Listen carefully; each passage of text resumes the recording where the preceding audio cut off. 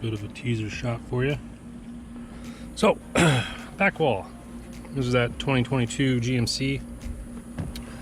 Top of the processor, mounted to a piece of copper plated aluminum, or copper looking aluminum, whatever you want to call it.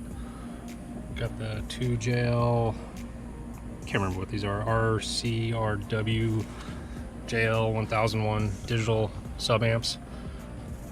2 TruTechnology Tungston Grande IS 4 channels. That one runs the mid and the tweet in the dash. This one runs the front mid bass in the doors and the rear speaker set. And then that little guy down there, that is a TruTechnology line conditioner. That is allowing me to actually run these sub amps at quarter gain. Literally, they're not even trying hard. The input voltage is high, and I actually don't even have the gain turned up. You see it has individual pots for all the gains all the way across, plus op amps in there to make it sound good too. Plus you got the processor that's gonna put out voltage. So the main reason we do the line conditioner is if you are using the player in the Zapco HDSP, you do want to do a line conditioner just to get that little extra push to run the amplifiers. But yeah, moved everything, got everything relocated. Just thought you guys like to check it out. Seatbelt still fits. Now, down at the bottom over here, is factory plugs for all the crap that Chevy delivers and says, oh, we're gonna give you parts or something later on when the chip shortage actually ends and they get parts to make your rear seat heaters work and all the other stuff that they didn't add to the vehicle.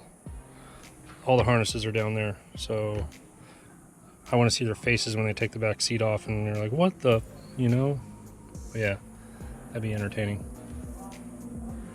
But I'll show you guys more. I'm gonna get the back seat back on. Just thought you guys like to see what's back here.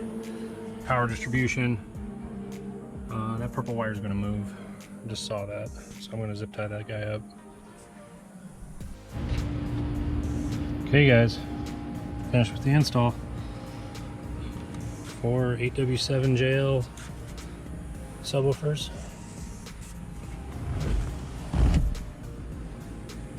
Clear Image Audio logo in it. Acrylic pour on the bottom. Nice, neat and clean. Zapco processor hidden in the door. See the 2 JL amps behind it. Love this install. Sounds awesome too. Okay guys, all wrapped up. Had the wife do a tuning session with me. I blew her eardrums out, so now she needs to go take a seizure pill. Zapco processor, removed everything there just like we did before. Get to see the Dyne Audio pods and plates I make. And here's kind of the cool thing is if you keep an eye on the reflection of the driver.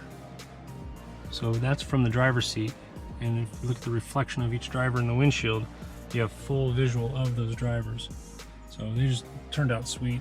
Looks awesome. Love those things. And then again, the back. Zapco processor, can't go wrong there. I don't know if you guys want to see more of that with the JL amps hidden behind it.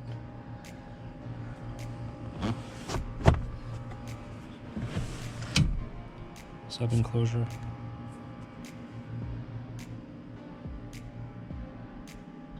No light on this one, just clean and simple. Sounds killer though. Got the gains voltage matched on the JL Audio amps. Dyne Audio tweet visible in the back. So it's a 5 1/4 tweet with the crossover in the door. In the front doors, got the Dyne Audio logo there again. This is the 172 7-inch, and then the 102 tweeter and the E430 mid-range. 2 TruTechnology Tungston Grande RS 4.0s, RS 4s. Just a great amp all the way around. Great system.